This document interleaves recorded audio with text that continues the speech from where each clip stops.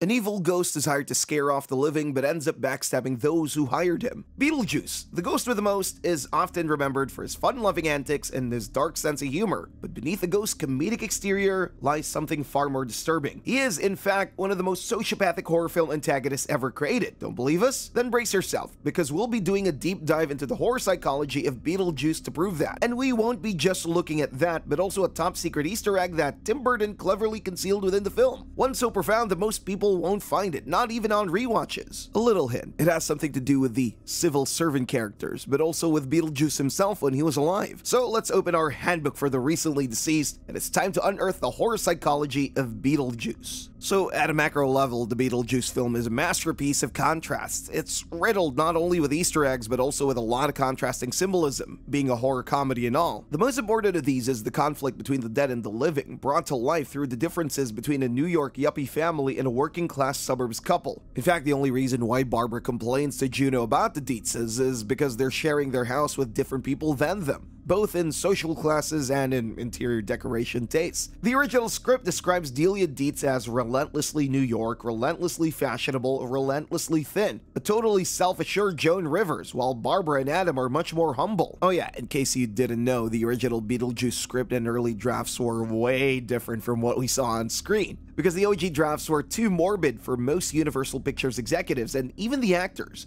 We'll get into that later. What I'm trying to say is that precisely due to these comedic elements, it's easy to forget Beetlejuice's true nature as a narcissistic antagonist. So let's start from the beginning. Who is Beetlejuice and what is his role in the film? Well, Beetlejuice is a self-proclaimed bio-exorcist, a ghost hired by other ghosts to scare the living out of their homes. His purpose is to cause chaos and fear, effectively exorcising the living from spaces that belong to the dead. He's as selfless as a used car salesman and as honest as a politician. He's rude, crude, and womanizing. This is best seen right from the get-go when he tries to assault Barbara by planting a kiss on her mouth without her consent, and his creepy fondness for Lydia becomes a major plot point later on. His powers are vast, allowing him to manipulate reality, transform his appearance, and influence both the living and the dead. This is supported by his portrayal in related media, such as in the Beetlejuice video game adaptations, particularly in titles like Beetlejuice: Horrific Hijinks from the Netherworld for the Game Boy. Here, Beetlejuice's character is more focused on causing chaos and destruction. The game's mechanics often revolve around his ability to manipulate the environment and trick other characters, further solidifying his role as a malevolent force. Sure, he's entertaining as a fictional character, but that's not someone I'd like to hang out with on any sort of basis. I mean, would you like to deal with an immortal ghost that constantly invaded your personal space, had disgusting manners like eating cockroaches and, I don't know, made rude gestures every 5 seconds? That's without getting into his manipulative tendencies. The point here is that Beetlejuice displays real-world personality disorder traits, specifically traits that hint at either malignant narcissism or sociopathy, perhaps even both. He's a compulsive liar, as he lies to the Maitlands without there being any real gain from it, such as when he claims to have attended Juilliard, to be a Harvard Business School graduate, lived through the Black Plague, and having seen The Exorcist about 167 times, and that it kept getting funnier every single time he saw it. And these are lies, because all of these lines were ad-libbed by Michael Keaton, the Beetlejuice actor, meaning they were 100% improvised.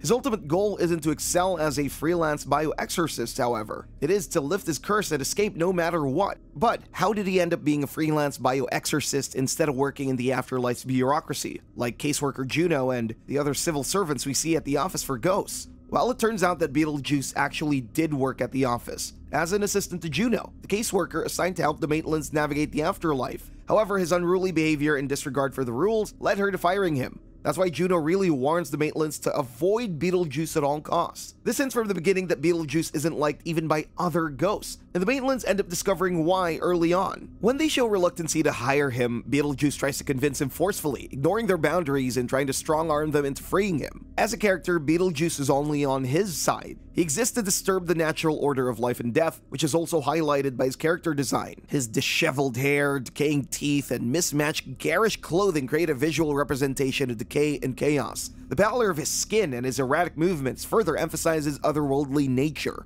Sure, all of the ghost characters in the film match the description one way or the other, but all of them remain content with their role in the afterlife. They've accepted that they're dead and are happy to perform their duties as given. But Beetlejuice is not. He wants to break the balance. Anyway, as we mentioned earlier, the darkly comedic Beetlejuice we see in the film is much different from the Beetlejuice that the original screenplay envisioned. While the film version's creepy design is balanced out with his erratic movements and comedic one-liners, the OG script Beetlejuice made the film one look like Barney from Barney and Friends. And how do I know this? Well, take a look. This is the June 1st, 1985 script by Michael McDowell and Larry Wilson. McDowell and Wilson formed a partnership, and Beetlejuice was their first original project. Together, they wrote the first draft. Burton was acquainted with them from past projects and liked the first draft, but had other projects that kept him from being involved, so they pitched it to Universal Pictures. An executive there read the draft and told Wilson he wanted to meet with him immediately. Wilson was giddy at the prospect, but was swiftly disappointed by the real purpose of the meeting. It was not to praise his work, but to bash him for coming up with a piece of weirdness. Damn bro, that's awful.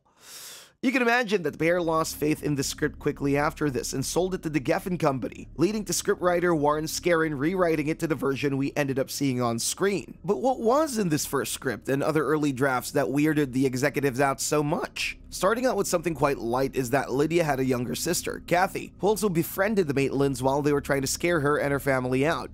Beetlejuice's first on-screen appearance is also quite different.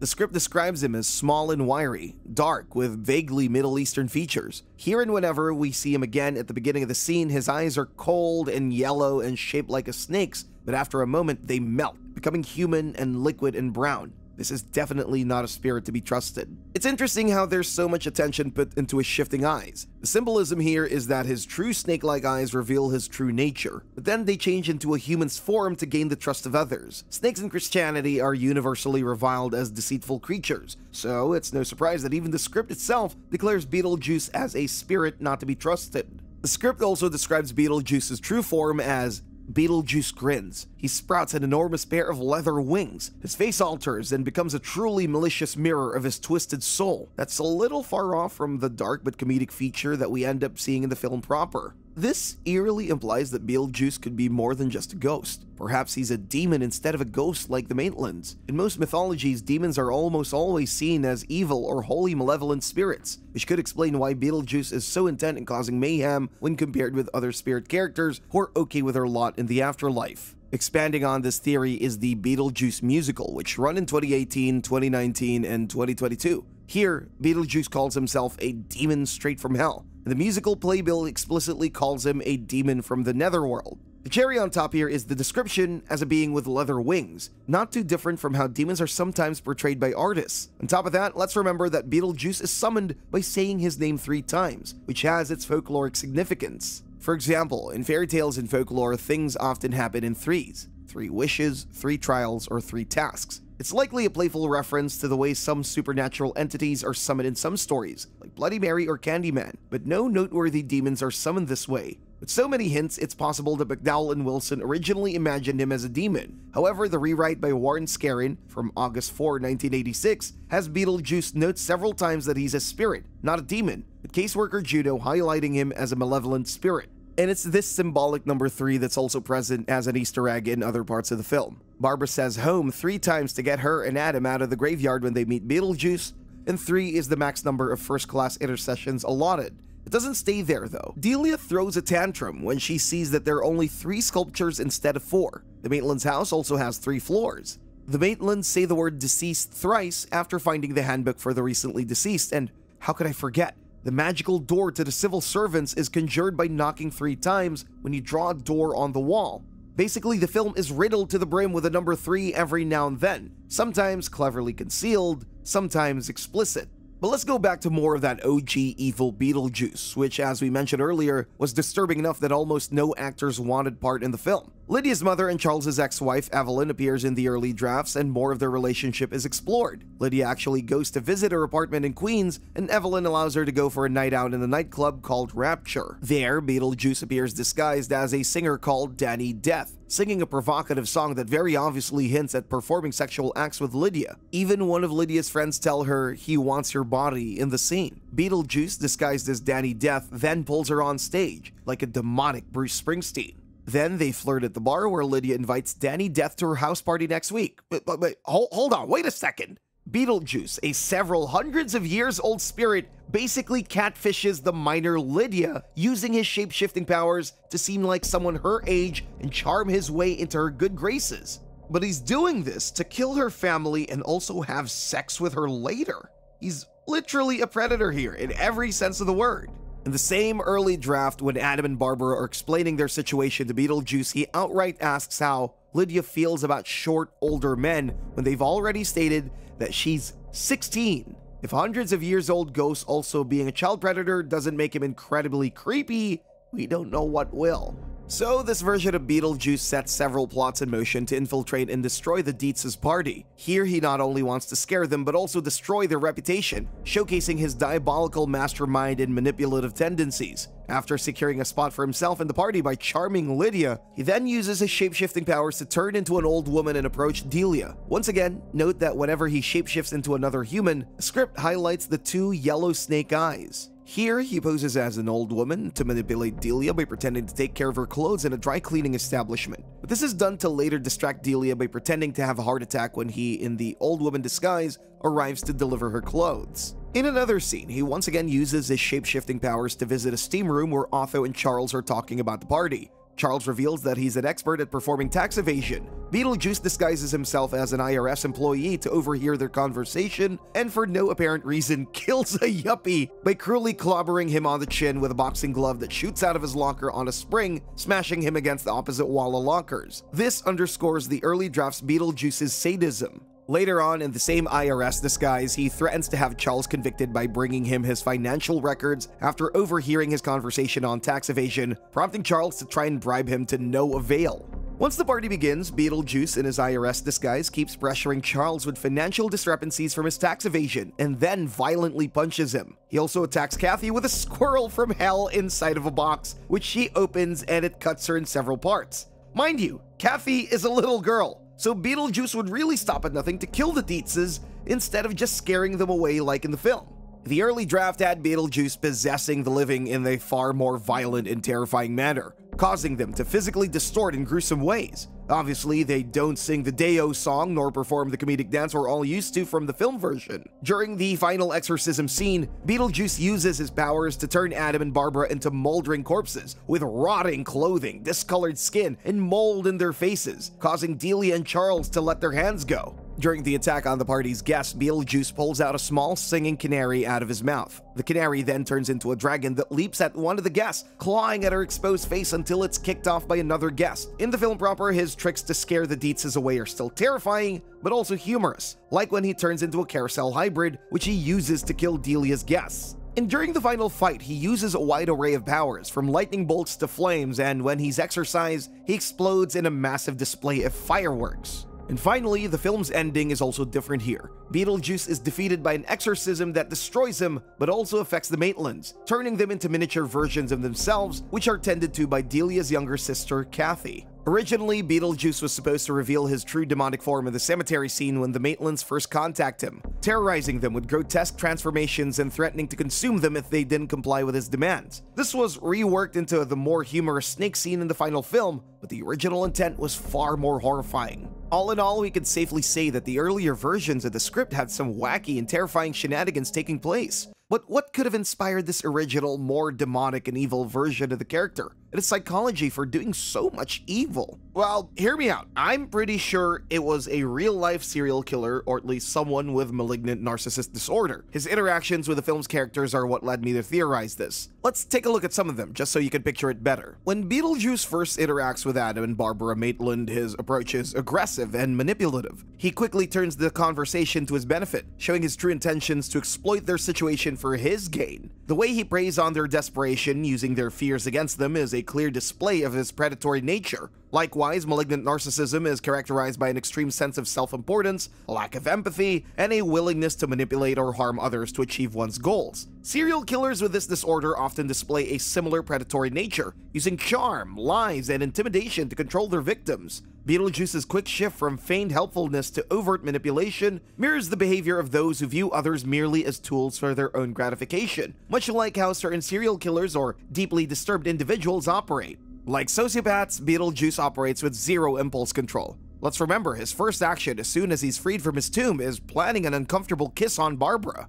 One such example of a real-life criminal with similar traits is Ted Bundy. Bundy, a real-life serial killer, was notorious for his ability to mask his true nature behind a facade of charm and charisma. He used his good looks and smooth-talking abilities to gain the trust of his victims, luring them into situations where they were vulnerable to his attacks. Bundy frequently pretended to have a physical impairment to convince his target that he was in need of assistance, then lure his victim to a vehicle parked away to attack them. While Beetlejuice doesn't pretend physical injury, being a ghost and all, he does deceive Lydia when he disguises himself as a harmless, shrunken version of himself in the model town, tricking her into believing that he is powerless and in need of help. At the same time, Bundy always thought of himself as smarter than everyone else, including law enforcement. He had a great sense of entitlement and a lack of empathy for his victims, which allowed him to commit his horrific crimes without remorse. This also rings true with Beetlejuice, who constantly presents himself as necessary to solve either the Maitlands or Lydia's respective predicaments. Both Bundy and Beetlejuice display a disturbing enjoyment in manipulating others. Beetlejuice, like Bundy, exhibits a disturbing enjoyment in deceiving those around him. His lies are not just about survival or gain, but seem to be a form of entertainment, a way to exert control over others and bend reality to his whims. But besides real-life criminals, it's likely that Beetlejuice's characterization was also inspired from other cult classic horror movie characters. The first example that comes to mind is Pennywise from Stephen King's It, which was published just 2 years before Beetlejuice was in theaters. So, Pennywise is a shape-shifting alien who prefers to take the form of a killer clown to instill fear in children, and revels in the sadistic ways in which he murders his victims. So since Pennywise appears in a straight-up horror novel and film, he's definitely much more malevolent than Beetlejuice. Both of them display consistent need to go out of their way to humiliate and mock their victims, and their preferred methods are shape-shifting. Beetlejuice shapeshifts into a snake to hurt and humiliate Charles, and he also humiliates Otho later on. If both Pennywise and Beetlejuice had real-life mental illnesses or personality disorders, they would most likely be associated with malignant narcissism and antisocial personality disorder, though Pennywise's behavior also hints at psychopathy. That's because while Beetlejuice has no qualms about murdering the living or manipulating others, he's still a comedic character. Although if we were to go by his original description as we saw earlier, he'd fit within the psychopathy spectrum to the T. But now, let's open a whole new can of worms by analyzing Beetlejuice's interactions with Lydia Deetz. We've already established by now, both in the original script and in the film proper, Beetlejuice displays a predatory interest in Lydia. While the original script had him prey on her to get in her pants despite her being alive and he himself dead, he desires her before he even sees her for the first time, hinting at his lack of impulse control and need for stimulation. Meanwhile, the film itself has him try to coerce Lydia into marriage to break free from his confinement. For all intents and purposes, he wants Lydia for selfish ends. In the film, Beetlejuice fixates on Lydia's vulnerability and loneliness, exploiting her desire for connection to manipulate her into marrying him. He first calls her Edgar Allan Poe's daughter, showing his uncanny interest in her, after he claims he didn't want to help the Maitlands anymore. Upon seeing her vulnerable due to her depression, he attempts to charm her by feigning ignorance and having her say his name 3 times. She spots his ruse and refuses, leading him to get violent, although he can't do much while still being trapped. This is just like real-life predators who resort to violence when they can't control their victims through other underhanded means. This also takes place during the forced wedding scene when Lydia refuses to marry him, and he coerces her into saying her wedding vows by imitating her voice. He doesn't love Lydia, he just wants to be free at all costs. Now let's take a look at his interactions with Otho. Otho Fenlock is a secondary character for the film Beetlejuice, portrayed by Glenn Shadix. He's a self-proclaimed interior designer, fashion consultant, and paranormal expert known for his eccentric personality and flamboyant style. He's always by Delia Deetzes' side as a comedic character, but later becomes pivotal due to finding the handbook for the recently deceased that the Maitlands carelessly left lying around the house. While Otho never interacts with Beetlejuice directly, he inadvertently sets the stage for Beetlejuice's resurrection. Believing he can use the handbook for the recently deceased, Otho conducts a seance in an attempt to summon and control the Maitlands to please Delia's guests who love the supernatural. But Otho knows as much of the supernatural as a goldfish knows of the Sahara, blissfully unaware and entirely out of his depth. Instead of simply summoning the Maitlands, he begins to exorcise them, causing them to rapidly decay into ghostly skeletons. This forces Lydia to turn to Beetlejuice for help, as he seems to be the only one who can stop the seance and save the Maitlands from the dreaded final death. Ever the opportunist, Beetlejuice seizes the opportunity to strike a deal with Lydia, agreeing to save her friends in exchange for marrying her. This moment marks the climax of Beetlejuice's manipulations and his most direct impact on the human characters. Otho's meddling, though not malicious, acts as a catalyst that allows Beetlejuice to gain the upper hand and push his own agenda.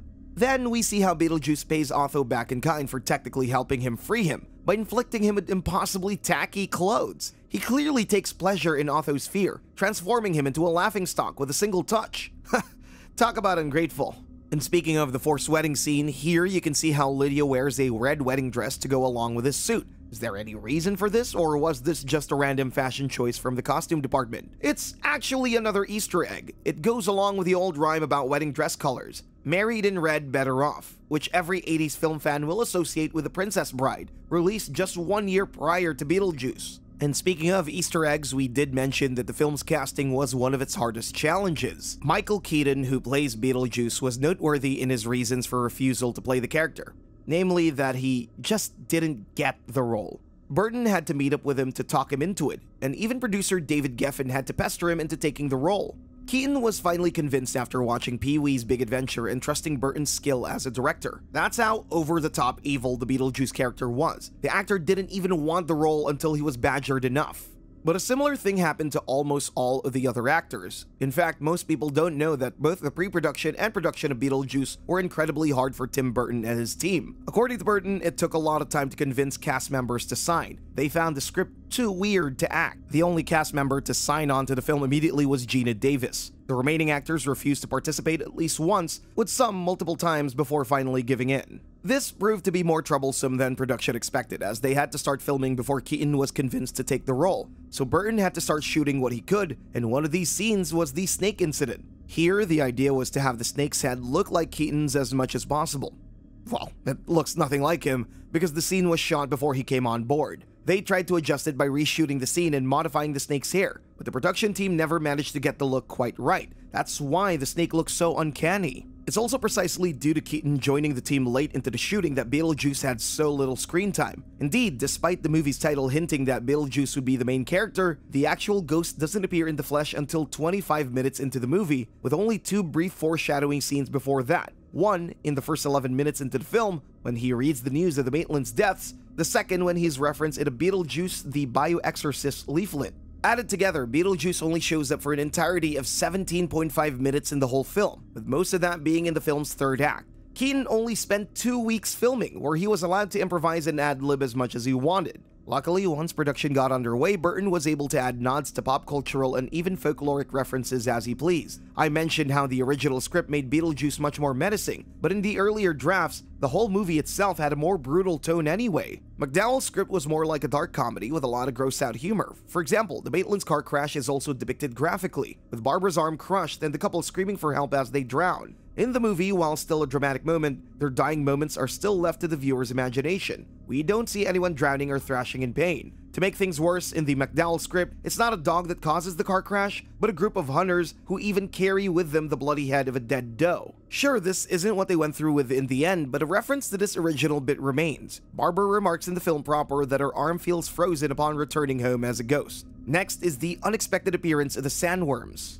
You probably remember how the Maitlands are transported to a strange desert-like dimension populated with menacing sandworms. That's called Saturn's moon titan in the script. Beetlejuice also refers to it as Saturn. However, the original script didn't use Saturn, and instead had Adam fall into the Great Void. Quote, "Adam is nowhere. There's no ground, no sky, nothing to stand on, just a vast nothing, with the only stimuli being the noise of a clock ticking." Unquote. In Saturn or Titan, depending on the interpretation, Adam Maitland finds himself chased by a giant burrowing entity, forcing him to retreat back into the house. This is the fate of ghosts whenever they try to leave their boundaries. They're transported into Saturn, where time also flows by differently. Adam leaves for just a couple of seconds, but Barbara claims that 2 hours had passed. With the existence of an afterlife but a lack of guardians of death, it's possible that these sandworms represent something like Greek psychopomps, creatures that maintain the balance between life and death. But with a wide array of mythological afterlife guardians for inspiration, why pick a sandworm in a desert planet? While there are many theories as to what the Beetlejuice sandworms could be, it's likely that this is just a pop cultural nod to Dune. Dune is a novel by Frank Herbert published in 1965 that takes place in a desert planet similar to Beetlejuice's portrayal of Saturn and notable for its massive fearsome sandworms. Burton is known for his love of classic and cult films, and it's likely that he was just inspired from them instead of any other different source. The sandworms might also symbolize the cyclical nature of life and death. Just as the desert is a harsh, unforgiving environment that can both sustain and destroy a life, The sandworms represent the duality of existence in the afterlife. They consume and destroy, much like death itself, but they also maintain the balance within the afterlife by keeping spirits like Adam and Barbara from venturing too far. The most significant appearance of a sandworm occurs during the climax of the film. After Beetlejuice is summoned to the living world and starts causing chaos, Barbara rides a sandworm through the roof of the house to stop him. The sandworm devours Beetlejuice, preventing him from forcing Lydia into marriage and bringing his plans to fruition. But instead of being destroyed, Beetlejuice is instead sent to the waiting room for the dead in a shrunken-head version of himself. But if the sandworms are really guardian entities of the afterlife, then how was Barbara able to control one, and more so, in such a short amount of time? The answer to this is not explicit in the film, but it was actually foreshadowed early on. Remember that time passes by differently in Saturn, so we can assume that the same phenomenon happened to Barbara, and she took advantage of that to somehow tame one of the sandworms and get it to eat Beetlejuice, or at least point it into the right direction of a spirit that only existed to disrupt balance. Whoa, that was definitely some deep symbolism.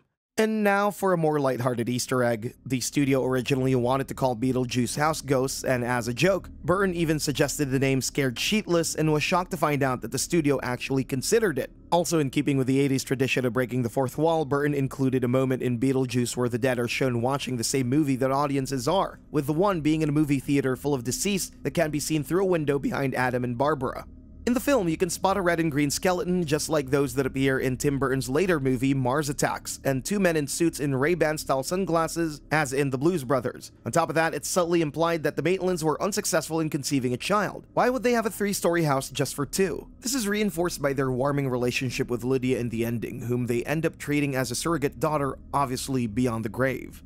As for the final Easter egg we found in the film, we mentioned in the beginning how civil servants had a special quality about them that even die-hard Beetlejuice fans wouldn't have noticed. So Otho mentions at a dinner party that those who take their own lives in life become civil servants in the afterlife. While this is basically a blink and you miss it moment, on rewatches you'll notice that, in the beginning of the film, all of the workers in the afterlife were individuals who did this that were alive. In the scene where Barbara and Adam visit the afterlife office, the receptionist says, "If I knew what I know now, I wouldn't have had my little accident." She holds up her wrists and, smiling at her little joke, wriggles them, indicating her slashes. The other corpses all together say amen, implying that not only did the receptionist do that to herself, but also the other corpses at the office. The most obvious character for this is the hangman who appears during the office scene, and although he doesn't elaborate, we already know that Beetlejuice himself used to work as a civil servant for caseworker Juno. In fact, the theory states that Beetlejuice hung himself over a broken heart. And this ends up being more than just a simple Easter egg when you analyze how the theme of offing yourself versus being taken out by accident or someone else seems to be recurring in the film.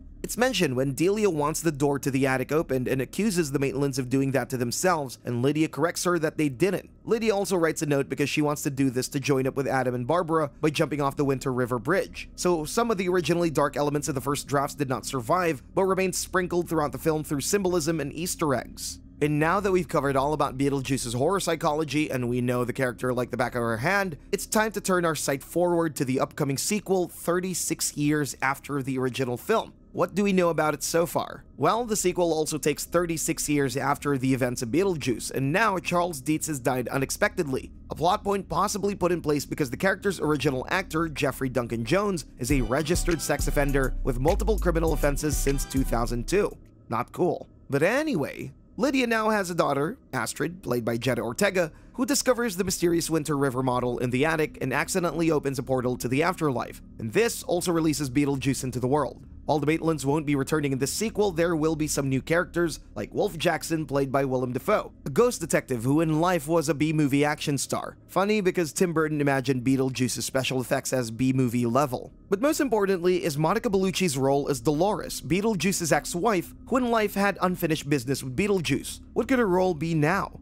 It's said that Dolores will be the sequel's main antagonist, so if there's one thing we can expect from her for sure, it's that she'll have a major role in it. So that's all we have for Beetlejuice's horror psychology. While we could agree that Beetlejuice is a cult classic comedy film with horror elements, most people don't remember the ghost with the most being so evil. I just wonder how it'll all unfold in the sequel.